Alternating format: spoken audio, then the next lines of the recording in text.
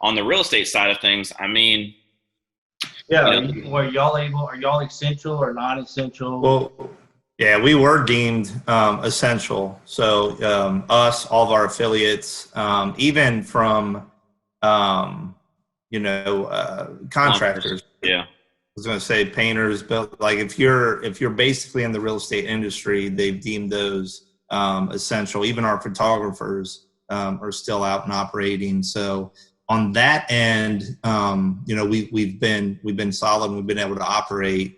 It's the financing side and some of those just uncertainties, right? The community, which we're trying to get, which we're doing here with you, Jim, is trying to get just good information out and get people to understand what is the truth. Like you said, there's a lot of stuff that I'm reading, even locally, that's just not true.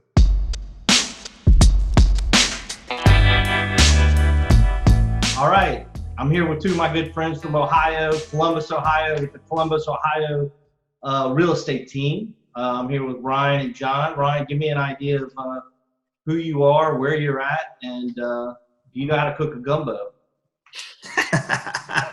Thanks for having me, Jim. Yes. So from Ohio, yeah, Ryan Ruehle, Columbus House team here in Columbus, Ohio. A team of 21 agents, looking at 300 transactions this year. And just happy to be here with one of my Louisiana buddies. So appreciate you having me, Jim. Yeah, man. John, give us a introduction of people who don't know who you are. yeah. So I'm John Harp. I started with Ryan at the very beginning of my real estate career 9 years ago. Was his first buyer's agent on the team of the Columbus House team. He had a team before me, but the way our current team is structured, I was the first agent he brought on. And just this past year, I worked into the position of kind of running the office, the agent operations, the agent accountability, being their real estate coach and mentor, and accountability for the leads that we're providing them, and making sure that they're doing the daily activities that they need to do in order for us to hit our team goals. Awesome. And my name is Jim Keaty. I'm with Keaty Real Estate in Louisiana, Lafayette, Louisiana. Lafayette strong, baby. And I run a real estate team here, Ryan and I were talking yesterday. I called him for some advice, and we said, well, why not? Let's get on a Zoom call and just kind of share ideas, share experiences, what's going on out there in the real estate world from two totally different perspectives. I'm here in Louisiana, and you guys are up in Ohio, which, man, everywhere I freaking go, you guys are everywhere. Every time I go on vacation, I see Ohio people all over, and y'all have the same call. It's like, was it IO? OH. IO. OH. IO. So, man, John, this is the first time I've seen you since Tony Robbins. Oh yeah, almost a year. Isn't it crazy? Yeah, it's hard to believe it's been almost a year. I mean, the last 2 weeks seemed like a year to me. I mean, oh my god. Yeah. So my fiance is working from home as well. So I'm down in our basement. I don't see sunlight until I go upstairs. So. Well, we don't have basements in Louisiana, so that's one real big different thing. Yeah. Our basement is the swamp. So, well, That's listen. true. Yeah, it's been a while. And so Ryan and I were just talking like, man, what the hell's going on up there? I know there's a lot of things going around in the media. Ryan called me the other day. He's like, are you all right? Sounds like Louisiana's getting it really hard. And like, Yeah. we're all okay. The sky's not falling down here. I thought we'd just compare notes to see how things are going. Here's some interesting information that, Louisiana is leading the confirmed cases of coronavirus here in Louisiana, especially in New Orleans. Lafayette, in our areas, really hasn't gotten hit terribly yet. But in Louisiana in general, we have about 4 million people in the state of Louisiana, and we have over 10,000 cases reported, most of those being in the New Orleans area, but they are in almost every parish in Louisiana now. And but you know, I read an article just recently. It said New Orleans is seven times has seven times more higher rate in coronavirus than New York, which isn't really true. That was a report that was put out yesterday. But we are a lot higher. Like our contraction rate is higher than the rest of the United States, and it's higher than New York. New York is actually we're not higher than New York. We're at 0.2% of our population because we're at 4,010,297 cases here reported in Louisiana, and we had 370 deaths so far, which is absolutely terrible. And that's at a 3.5% death rate of the people who are getting it have died. And that is actually average for the entire world. But in New York, there's I just did some numbers. There's 20 million people in the state of New York, from what I could find, and 102,000 people have the virus. So that's 0.5% of the population, which is extremely high. But their death rate's only 2.8. So our death rate, the people who do catch it here in Louisiana, you have about 0.5% more chance of dying from it. But let's see, I read it in that same article. There was the public health official just said, part of that is we have a high population of diabetes, obesity, and other related illnesses. So we're just not as healthy as the rest of the world, according to Rebecca Gee, who was the Louisiana health secretary. So, is that me or you? That was me. All right. So anyway, so what's other than that, I mean, we're social distancing. We got 2 weeks ago, our governor mandated that we social distance and close most non-essential businesses, which real estate is not an essential business. We weren't classified as essential. However, we fall underneath another provision that we are allowed to continue to work, just like title companies and other things. We're a non-essential business, but we don't have to shut down. We just can't gather in groups of 10 or more, and we gotta do your normal social distancing. And so we're actually operating. I'm in my office right now. We've got like 3 or 4 agents that come and go all day. But for the most part, we're still closing deals, thank goodness. A lot of these homeowners or home buyers have been under contract for the last 30 days, and we're lucky enough that we're able to get them into their house because they need a place to live. So good news is we're still working. We're closing some deals, and we are still putting things under contract. The buyers that are out there are super motivated. These aren't looky-loos.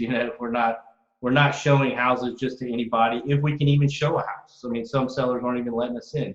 So what's it like in Columbus? Yeah, John, I think you can take. I mean, John, does his weekly one-on-ones with the agents. Just quickly. I mean, so far, Jim, we haven't seen a decline much. I mean, there's some issues out there, obviously, with financing and some things with appraisals going on and stuff like that. But overall, I mean, I think Ohio is one of the first states that kind of got the stay-at-home order. Our governor was very quick in doing that. So we've been, what are we at, John? A week and a half? Well, Monday will be 2 weeks. 2 weeks. But what Ryan was referencing, our governor got ahead of it earlier because we have the Arnold Sports Classic here in the beginning of March in Columbus, and people flying from all over the place, all over the world. And, you're talking hundreds of thousands of people just coming to Columbus, and he actually shut it down to spectators. So, I think they still had the athletes compete and things like that. Just, the spectators couldn't go. And that was really what, When was that? that would have been the first weekend of March. So it's always at like that first Friday, Saturday, Sunday. Okay. All right. And it's a huge, huge, huge event for people in the fitness world. And I think that was when, at the time here in Ohio, people were, obviously, pissed off, upset because it's a huge attraction. But I think as, this past month has gone on, it's kind of looking back at it and saying, oh, they probably did the right thing, right? They did make the right call on that. So, but yeah, Monday will be 2 weeks of stay at home, meaning for us, we can go out for groceries and the essential stuff, but bars, restaurants, all that stuff is on a carry out or closed. Stores are closed. They just came out yesterday. They're actually going to limit the number of people in a store now.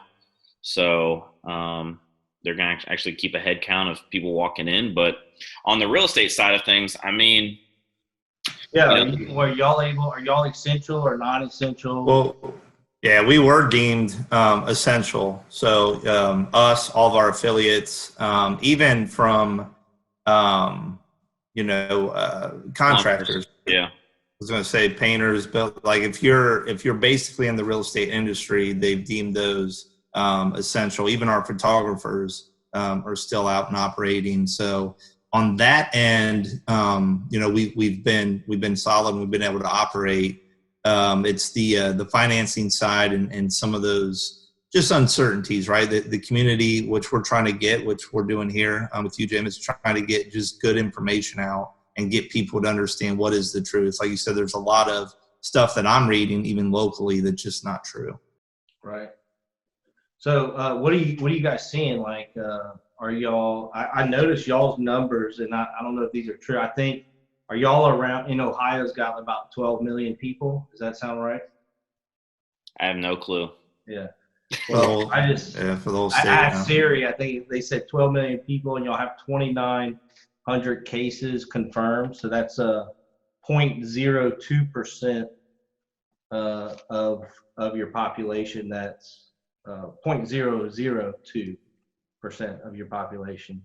So yeah. And then y'all had 81 deaths so far. 81, correct. Yep. So y'all are still under the 3% death rate. So that's below average by almost 6%. So or 0.6%. So y'all must have done something good. I mean, to prevent that. But what is business like for you guys right now? I mean, how are you operating business? I know you guys were kind of virtual already, right? I mean, you're with EXP, so y'all have an office, right? Or don't? Yeah, we do have an office. But yeah, for the most part, everything that we've done before has been pretty virtual. We shut down. Ryan closed the office last week. So last week was the first time the office has been closed. Agents still have access to it if they want to go get on our dialer system, reach out to some leads, things like that. But as far as staff and stuff, no one's going into the office. But the one great thing about real estate and the technology, whether you're with EXP or any company, is we have .loop systems or DocuSign. Paperwork wise, everything can operate through a phone or a computer. For us, showings are still happening. They really restricted, like no open houses are allowed. We're doing 30-minute showings, no overlapping appointments. So they're really trying to minimize the contact people are having with one another. And then the one thing that here is sellers are advised to leave all interior doors open. Yeah. So that way, the only thing you should have to touch inside the house when you're looking through it is the front door and any door going to like the backyard or any, the garage. Yeah, we're doing the same thing. So we're having our sellers just turn on everything, open up all the doors, and turn on all the lights. And we're not allowing kids. Yeah. If the kids are with the parents, we're keeping them in the car with one of the parents, and we'll take one parent in at a time. Yeah. Yeah, but so for the most part, we're still operating. Obviously, typically right now, real estate business is usually picking up, coming springtime, and it's a little delayed, but I think our team personally, we're holding steady, Uh-huh. through the first quarter, starting into the second quarter. So We'll what see going into this crisis, where were you guys? How was the market before in January and February? our market. Yeah, Ryan, you want to talk about our overall market? Yeah, numbers been great. Like I said, we've the winter was light. So obviously seasonality in Ohio is big.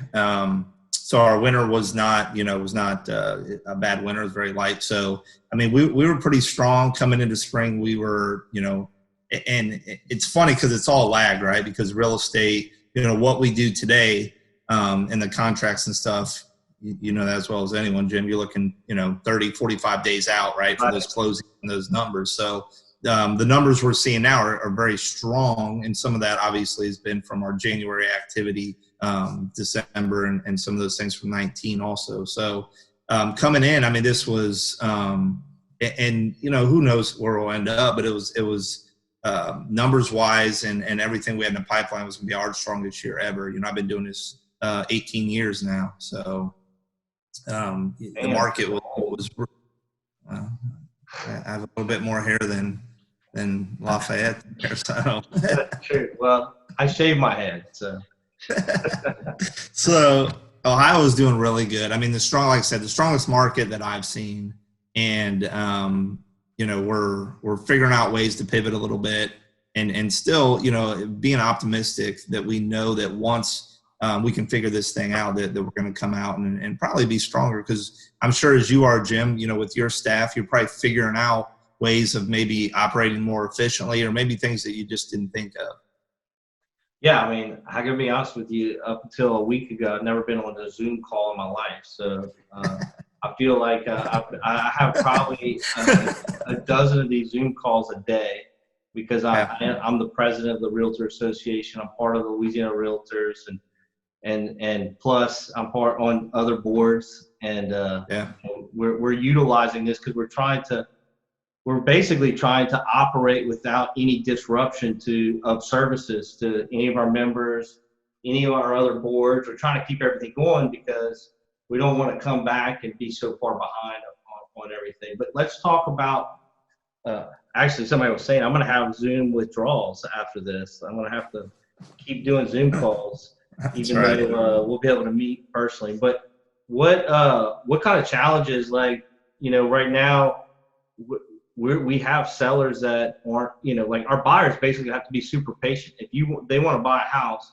in order to go look at a house, it might take 2 days to get us in there in some cases. Are y'all seeing that too? I don't know if we're seeing that drastic of having to wait. Like I said, with the 30-minute showings, no overlapping appointments, I'm sure there are properties out there to where it's going to take a couple days to get in, depending on price point. But for the most part, if houses are priced right and our market's strong, they're going to be selling within a couple days. Ryan and I actually showed the same house yesterday. It came on the market on Wednesday, highest and best due Thursday night. Wow. So your inventory, give me an idea what your inventory was going into this. Ryan, you pulled those numbers this past week or last week. You remember what those inventory numbers were? I don't remember exactly, but they were low, Jim. Right now we're at 2.4 months of inventory. Oh, wow. Yeah. So, obviously a very strong seller's market. Right. And that's the thing for us, right, is it's that uncertainty, because this time of year for us, really April, May is when we see a lot of people bringing their homes to the market. And we're seeing, that some of that activity is not happening. So that's where, for us, our second quarter and third quarter, obviously, are going to be very telling on what this has affected and where we're at. So we're hoping that inventory, is still going to be coming, but we're definitely, it's tough. If you're a buyer in Columbus, it's tough to find a home. not just find a home, but find a home, then, get it. Like I said, even the one that me and John looked at, I wouldn't even put it at top of the list for our clients or that, but it went multiple offers really quickly. Yeah. So like we have really good supply and demand right now. We're probably right around 5 months of supply. And so you're close to an even market. Yeah, we're very close. I mean, we've been really stable for the last few years. And so right now, and I think it might be because of the media, is really, bringing up Louisiana a lot, even in the national media. So like every day. Yeah. So our sellers are, some of them won't let us see the house at all, which we understand. We tell ourselves don't do anything they're not comfortable doing, but a lot of the houses we can't right now even get into if we wanted to. So and then some of them, who are letting us in, we got to come in with a mask, gloves, if they even let us in. So we're having a real hard time with that. Not that I blame any of these people. It's just, some people are higher risk, and then the fear that, Louisiana is, it is worse than the rest of the country, is definitely making a difference here for us. And so, Jim, are you seeing people pulling their homes off the market? Not really. I just had a few agents leave here with lock boxes. We're putting them on. They're asking us, what do they think we should do? And I'm saying, you don't have anything to really lose to put it on now. I do know our website has gotten a lot more traffic, visits, although we're not getting as many leads. Our lead volume has decreased. Our pendings have decreased by 40%, which if you talk to some of the agents in our area, some of them that aren't doing anything have said that, there's nothing happening, but that's not true. I mean, we're at 60% of where we were last year this same week. I think I looked at it last year. We had, I wish I had it up, but I think it was like 151 pendings this last week, Friday to Friday, and this week, this year, we had 91. So people are still putting houses under contract. We had 210 new listings last year this same week. This year we only had 100, something like that. So we're still listing, we're still putting houses under contract, but it's at a much reduced volume. We typically are gearing up for the spring as well. May is when we usually see the most amount of closings. So it's obviously going to trickle down into, March was actually still pretty good, even though we lost some transactions. We're getting hammered on both sides because we're a big oil town. Like 25% of our economy is in the energy sector. So oil is crashing at the same time of coronavirus. So it's, people who are in the oil field, they're basically getting let go. We're hoping, though, with the SBA loans and the, I think it's called the Paycheck Protection Plan. Yep, the PPP. PPP. We're hoping that actually helps the oil companies, which if this didn't happen, if the oil crashed last year, there's no help for them, right? But now it just coincidentally crashed at the exact same time as this. So some of these oil companies are going to be able to float their employees for a few months, and hopefully in the meantime, Russia and Iran and Saudi Arabia start to play nice, and oil prices can go back to $60 a barrel, where people won't lose their jobs. But we've got people with jobs in the oil industry, in the service industry, across the board. But I really think next week, because the PPP came out today, I know everybody's been applying for that. I'm hoping that everybody gets back to work, because that money has to be forgiven. You have to spend it on your employees. So I'm hoping that that happens. So we got totally hammered, man. So we had people like that had houses under contract. We were closing last week. They lost their job. We couldn't close. We're hoping that they get their job back. Also, FHA raised the minimum credit score from 580. Now it's 650. So we lost a bunch of transactions FHA transactions because of the credit score requirements. I'm sure you guys, I don't know if you guys have, if it's affecting you guys right now, but that is something that came across the board.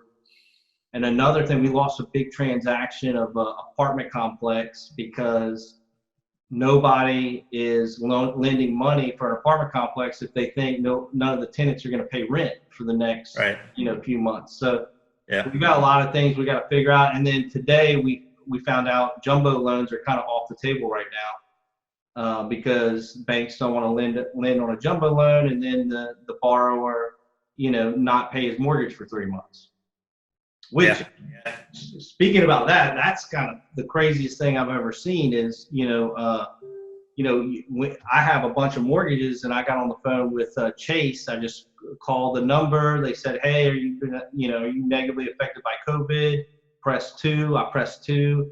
And they said, okay, well, we'll defer your payments for 3 months. I mean, I didn't even talk to anybody. It just went right through. So was that easy? It was that easy, yeah. And do you trust, like, what advice would you give? Do you trust that that's not going to affect your, because my scare is, and I've talked to clients is, even though you might make that phone call and that happens, are you sure that, what's going to happen after that deferment or that your credit's not being affected during that time? Right. So check it out. I recorded the call just because I thought it was crazy. Yeah. Yeah, I didn't know that you could do that either. I mean, I thought it was a process you had to go through. Request delayed payment. Please choose from the following options. If you are calling to delay payments on your mortgage, press 1 for home equity. Press 2 for... I press 1. Enter the last 4 digits of your social security number, followed by the pound sign. And then ask you for your social security number.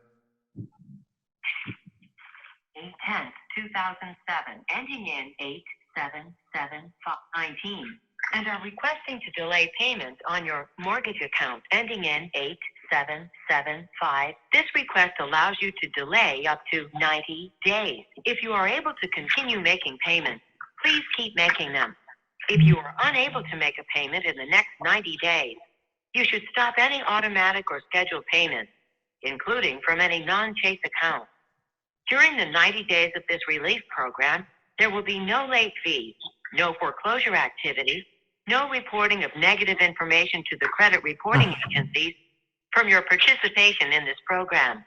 Before the end of the relief period, we will be in touch to explain possible options that may be available for you to repay any unpaid amount. If you were being reviewed for mortgage assistance options... So, it was pretty simple. And, right now we're okay and I can make my payments. I'm just concerned about, if we don't have any pendings coming in the next 2 months, we're gonna need all the assistance we can get. And I'm telling my agents to do the same thing. We had a great March, but I know what's going to happen if you don't go on appointments, in March, and it goes into April and then May. You're not going to have pendings and you're not going to have closings. So the effect on the real estate industry is going to be delayed.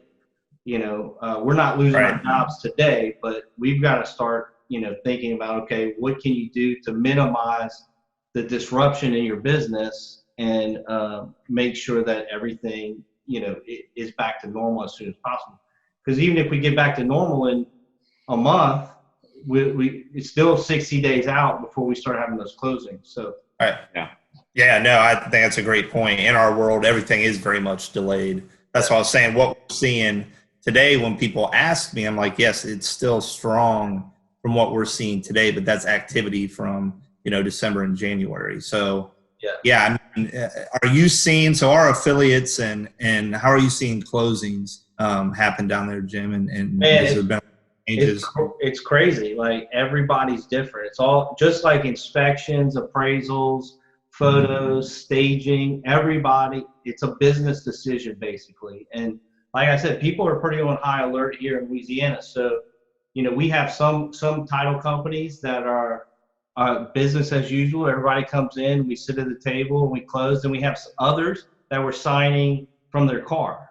They're bringing out documents into your car. Some of them have actually gotten plexiglass and put plexiglass at the table, between the two. So it's pretty, it's a case by case basis. Some appraisers won't go to the house and some will.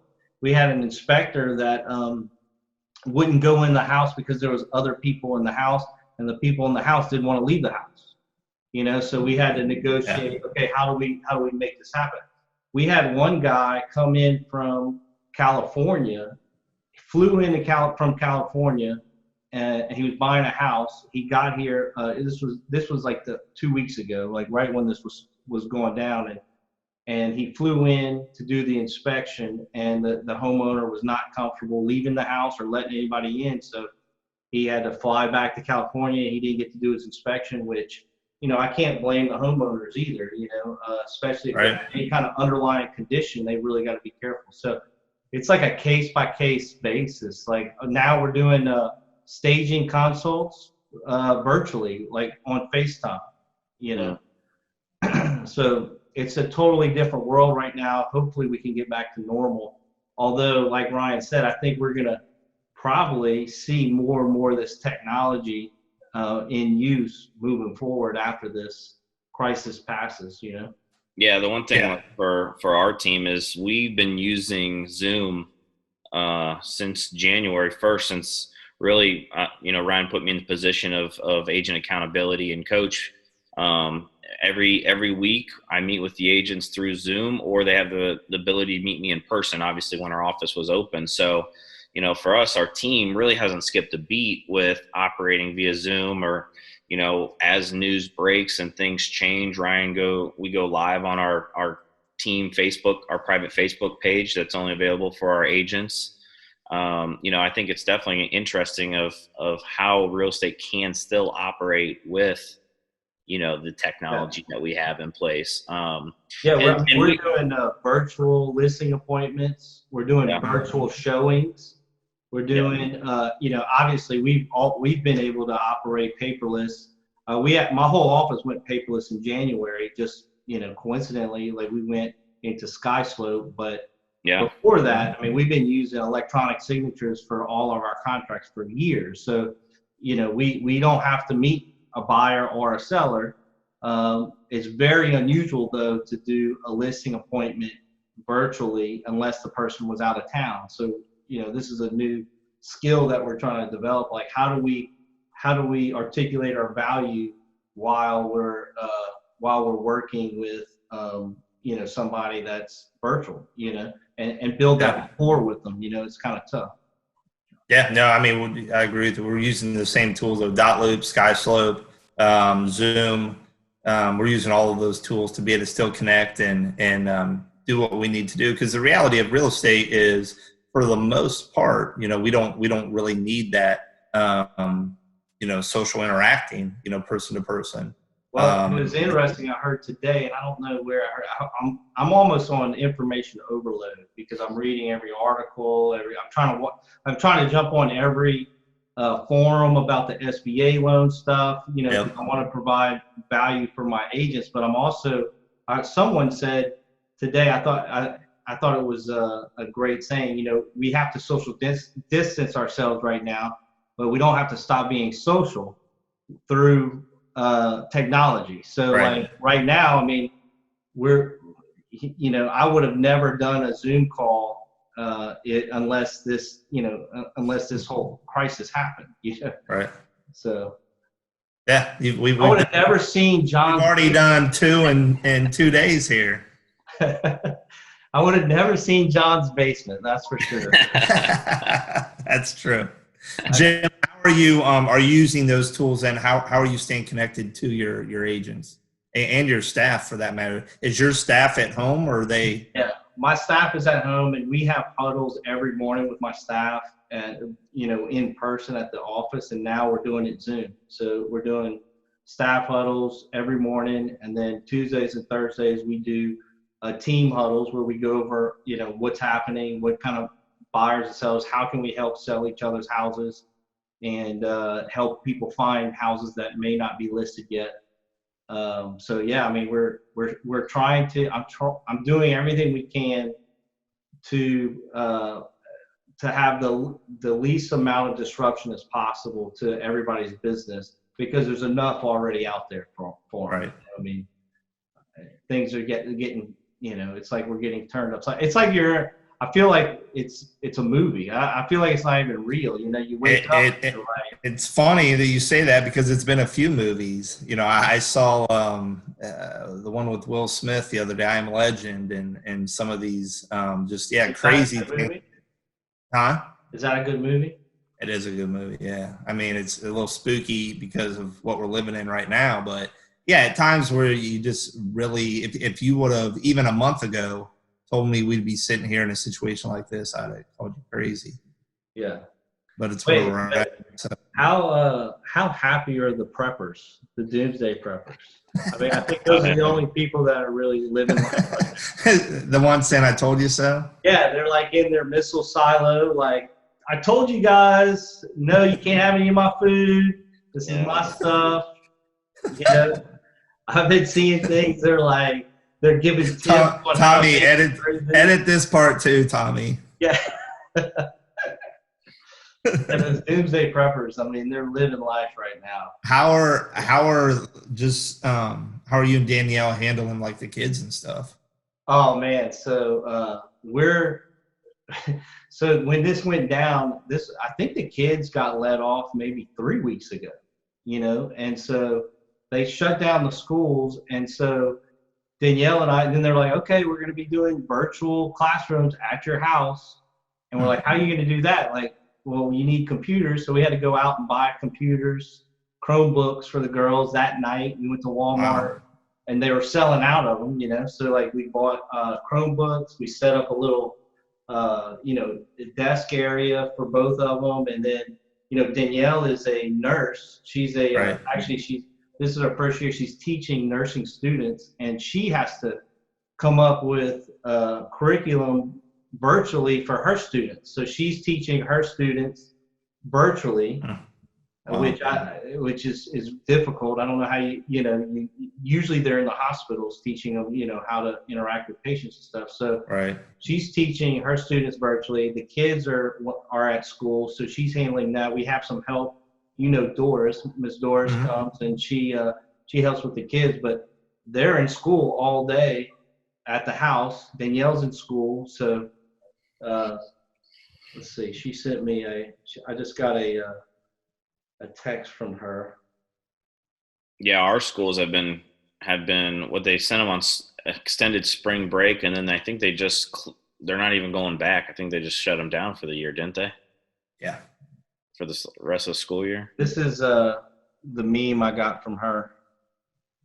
Let's see. Oh, it's not showing because of your green screen background. Hold on a second. Let's see here.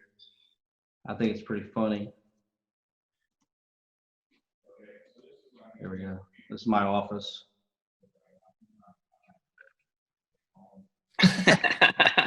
Yeah.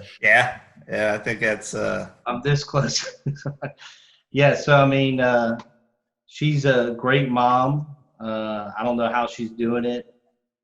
She's definitely looking forward to getting back to work, though. Yeah.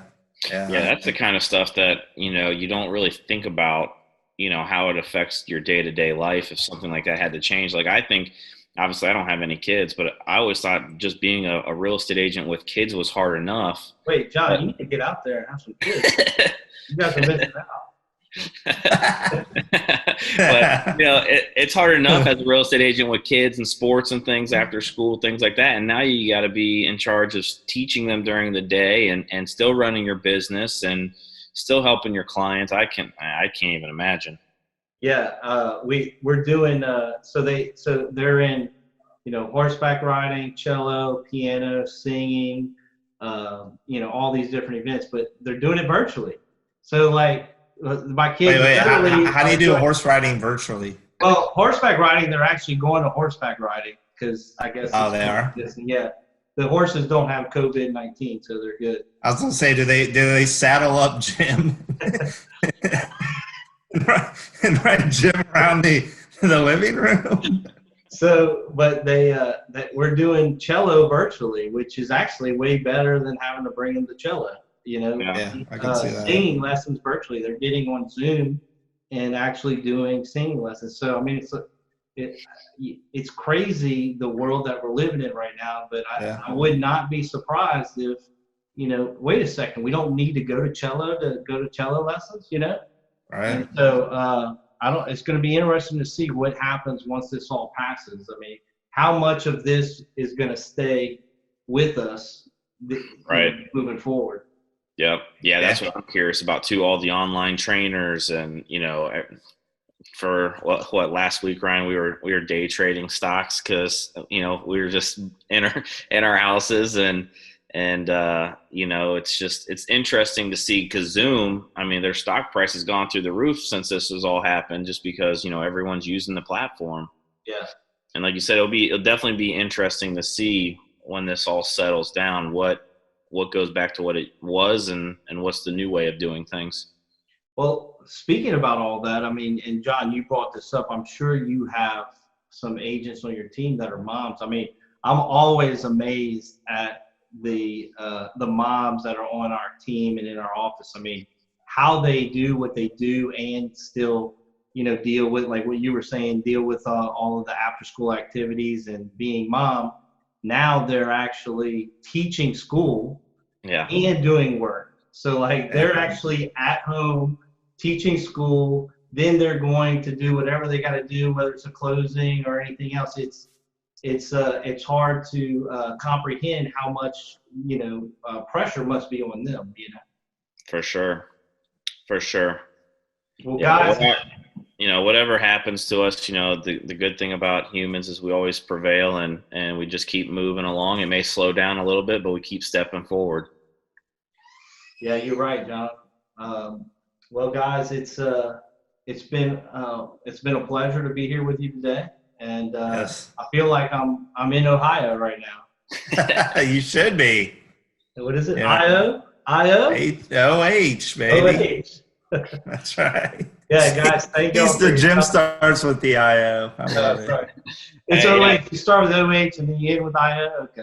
You start with the OH. IO. There you go. Jim, thanks for having us on. And if Ryan or myself can be of any help to you and your team, and we can set up a Zoom or whatever, just let us know. We'd be happy to help you guys. Awesome, man. I'll definitely will take you up on that. You guys keep up the good fight and keep doing the good things, and I hope everything gets back to normal for y'all real soon. Yeah, you too, Jim. Stay safe and appreciate you, brother. Later, man. All right, thank you, Jim.